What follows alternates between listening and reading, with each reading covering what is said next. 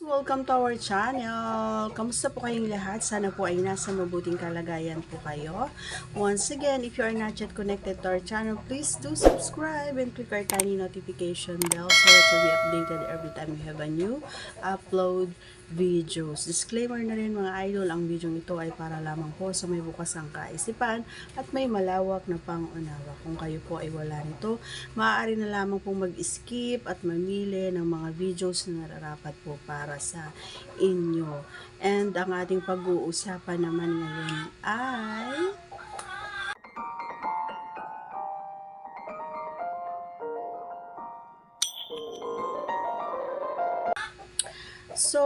sabi ni Idol, sinasagad ko ba daw kapag ako yung nasa ibabaw?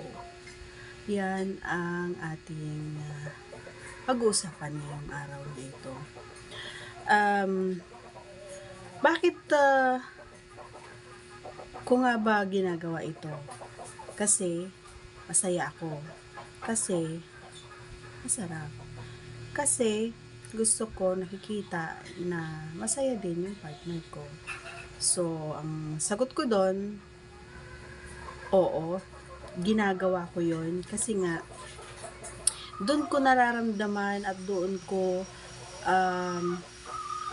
alam mo yung pakiramdam na kapag hindi mo kasi nagawa yung gusto mo, nakakatampo, 'di ba?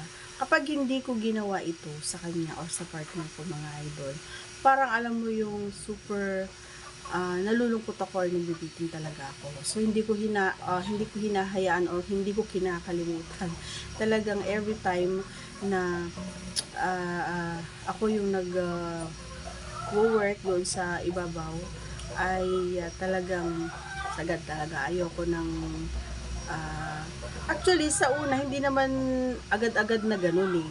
Hindi ganun yung ginagawa ko. Sa una, syempre dahan-dahan muna, and then kapag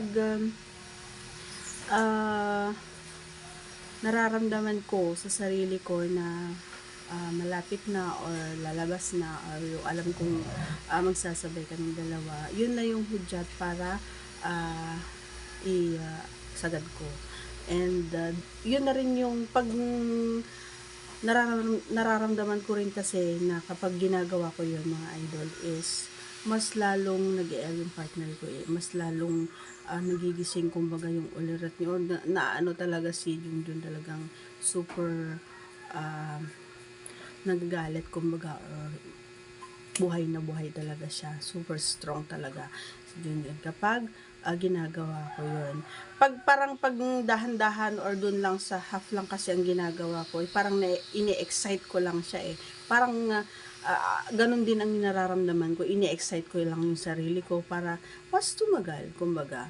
Pero dun sa tanong mo is yes, ginagawa ko yun, and ginagawa ko to every time na alam kong malapit na and lalabas na talaga siya. And sasabihin ko sa iyo idol, alam ko na masarap din sa inyong mga lalaki kapag gano'n yung ginagawa ng inyong mga partners, diba? Kapag sagad, kasi kapag hindi sagad, hindi siya masarap. Tama, mali. Ayun. And syempre kapag ginawa ko yun talagang lumalakas kumbaga yung pag-mul natin, and dagdag din yun kumbaga sa mga boys or sa mga lalaki yung pag-ungol ng babae every time na kinakain sila, diba? So hello nga pala, before we end our video, yan, shout out po sa mga nanonood ng ating vlogs na ayaw ng ating vlogs. Hindi ko nga ba alam, inuulit ko mga idol, nagdi-disclaimer naman po ako. Makikita nyo naman po sa ating thumbnail kung ano yung title ng thumbnail natin, kung ano yung topic.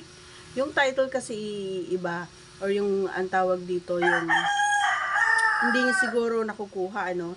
So, dun sa thumbnail, dun nyo na lang mapapanood nyo kung ano yung nasa loob ng aking video. So, sana po, kapag nakita nyo, wag nyo na lang pong panoorin. And before nyo naman mapanood or mapakinggan yung mga sinasabi ko or yung explain ko, mga idol, is may disclaimer muna sa harapan. Hindi ko inuuna yung explanation bago yung disclaimer, okay? So, sa mga nanonood at nakakaunawa, maraming salamat po sa mga nagko-comment. Shout out po sa inyong lahat. Maraming salamat po sa suporta nyo. Ayan, and sa pagiging bukas ang kaisipan nyo na nauunawaan nyo na ang mga videos natin ay sinasagot lang natin ang mga katanungan ng mga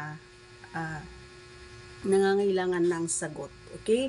Once again, ayan, please don't forget to subscribe and click our tiny notification bell so that you'll be updated every time we have a new upload videos. Thanks for watching, everyone. Take care, cause I care. Bye!